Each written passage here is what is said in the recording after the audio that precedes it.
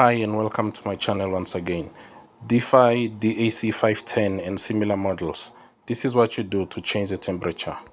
Top right button is for the fridge compartment. Bottom right button is for the freezer compartment. To lock your keypad, hold the two bottom buttons for 3 seconds.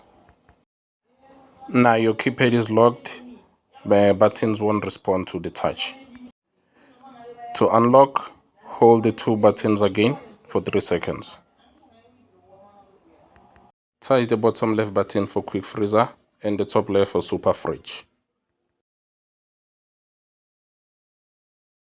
Hold the top left button for 3 seconds to turn the display on and off.